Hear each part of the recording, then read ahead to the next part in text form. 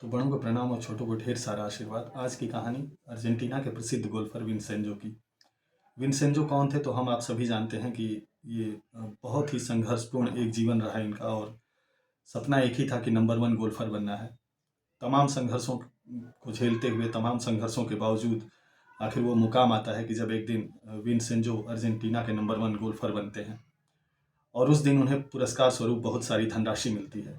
बचपन अभाव में बीता, जीवन संघर्षों में बीता, उसके बावजूद जब ये धनराशि मिलती है उस दिन बहुत प्रसन्नता उनके चेहरे पे थी। और जब उस धनराशि को लेकर के और उस अपने पुरस्कार के साथ जब वो बाहर आते हैं, अपनी कार को कार पार्किंग से निकालने की कोशिश कर रहे होते हैं, तब अचानक से होता क्या है कि एक महिला उनके सामने आती है। महिला की आंखों में आंसू होते हैं। वो विंसेंजो से बताती है कि किस तरह से उसका लड़का कैंसर से जूझ रहा है और पैसों के अभाव में उसका लड़का धीरे धीरे दम तोड़ रहा है। बिना एक पल गंवाए, बिना कुछ सोचे, विंसेंजो क्या करते हैं कि अपने पुरस्कार की जितनी भी धनराशि थी बिना कुछ सोचे उस महिला को दे देते हैं। अब वापस अपने कार में बैठते हैं और घर चले जाते हैं। कई दिन व्यतीत हो जाते हैं। विंसेंजो अपने क्लब वापस प्रैक्टिस के लिए वापस आते हैं, और जब वहाँ के आयोजकों से वो मिलते हैं, उनको वो सारी घटना बताते हैं कि कैसे उस दिन मैं बाहर निकला था, एक महिला मिली, उसको मैंने पूरी धनराशि दी, मदद करना चाहा उसकी, और मैं मदद करना चाहता था, लेकिन उस टाइम मेरे पास उतना ही पैसा था। तब आयोजक उन्हें बताते हैं कि आप तो ठग लिए गए हैं। एक्चुअल में वो महिला एक धोखेबाज महिला है, और इस तरह से वो ठगने का काम करती है। जानते हैं उसके बाद विंसेंजो का जवाब क्या था? विंसेंजो ने लोगों से यही कहा कि आप सब ने मेरे मन को आज हल्का कर दिया। उस दिन से लेकर के आज का दिन है कि मैं चैन की नींद कभी सो नहीं पाया था। मैं तो ये सोच के खुश हूँ कि कम से कम उसके बच्चे को कैंसर नहीं था, नहीं तो मैं पूरे दिन यही सोच में जागता रहा कि और क्या मदद कर दूँ, कैसे उससे दोबारा मिलूँ। मेरा मन हमेशा बेचैन रहा। आज आप लोगों ने मेरे मन को बहुत हल्का कर दिया। पैसे जाने का मुझे दुख नहीं है, क्योंकि पैसा तो आज है कल नहीं है, पैसा आता जाता रहता है। लेकिन वास्तविक खुशी मुझे आप लोगों ने दी है कि मेरा मन हल्का हो गया कि उसके बच्चे को कैंसर नहीं था। तो ये कहानी हमें ये सीख देती है कि वाकई में जिसको हम मोटिवेशन की रट लगाए रहते हैं कि मोटिवेशन है क्या, तो मोटिवेशन रियल में करुणा है। जो आपके मन में सिंपैथी है वही मोटिवेशन है। वही हमें मोटिवेट करती है जीवन में आगे बढ़ने के लिए, जीवन में अपने उसूलों और सिद्धांतों पे चलने के लिए।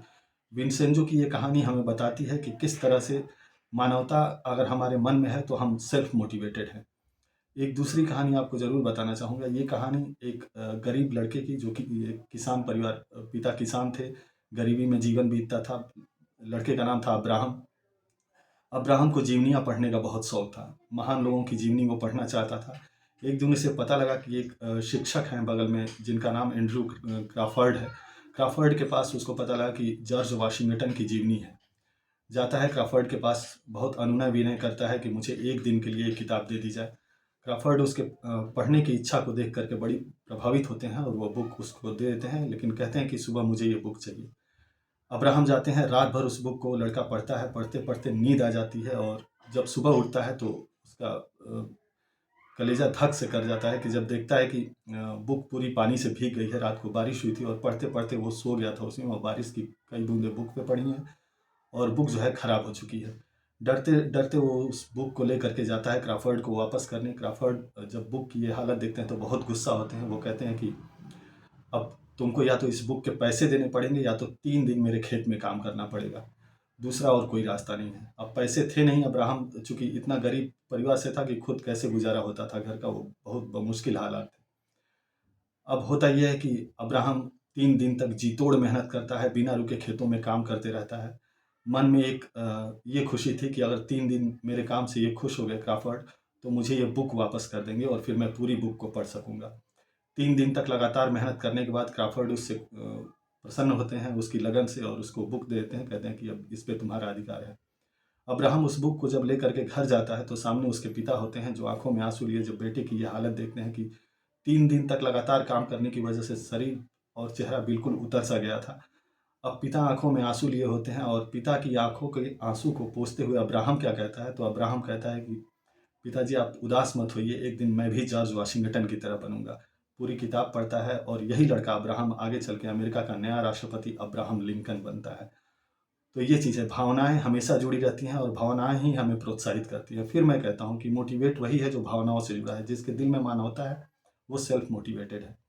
एक तीसरी कहानी जो हमें जीवन में अनमोल सबक देती है। ये कहानी है नेपोलियन बोनापार्ट की, जिसने आल्प्स फतह किया, जिसने वाटरलू के मैदान में अपनी वीरता दिखाई। नेपोलियन के बारे में बहुत सारे किस्से हैं, उनमें से एक किस्सा ये भी है कि नेपोलियन की सेना एक बार युद्ध कर रही थी और नेपोलियन अपने शिविर में थे, तो एक संदेशवाहक, अब चूंकि होता ये था कि उस टाइम पे संदेशवाहक जो होते थे वो घोड़े से संदेश पहुंचाते थे और उनको रुकने के लिए कहीं विश्राम के लिए जगह नहीं होती थी, सीधा संदेश लिया तो वहां तक पहुंचा के ही रुकना था। अब संदेशवाहक लगातार अपने घोड़े को दौड़ाते हुए और नेपोलियन बोनापार्ट के शिविर तक पहुंचता है और शिविर में जाकर के उनको जब संदेश देता है तो उसी टाइम पे लगातार दौड़ने की वजह से उसके घोड़े की मौत हो जाती है। नेपोलियन बोनापार्ट जब संदेश पाते हैं तो संदेश को पढ़ते हैं, चूंकि संदेश का जवाब तुरंत सेना तक पहुंचाना था, समय कम था, वो तुरंत जवाब लिखते हैं और उसको कहते हैं कि तुम तुरंत अभी वापस जाओ। संदेशवाहक उनको बताता है कि मैं जाना तो चाहता हूँ लेकिन मेरे घोड़े की मौत हो चुकी है। अब जब ये नेपोलियन बोनापार्ट इस किस्से को सुनते हैं तो वो कहते हैं कि तुम मेरा घोड़ा लेकर के जाओ। संदेशवाहक कहता है कि नहीं, आपका घोड़ा तो इसके कई खासियतें हैं, एक राजा के घोड़े पे मैं कैसे बैठ सकता हूँ, इसको तो पूरी दुनिया जानती है, अनेक राजा जानते हैं कि इस घोड़े पे अगर मैं बैठ जाऊं तो कितने लोग पता नहीं क्या क्या बात सोचेंगे, ये घोड़ा कितना खास है लोगों की नज़र में, तो इस पर मैं नहीं बैठ सकता।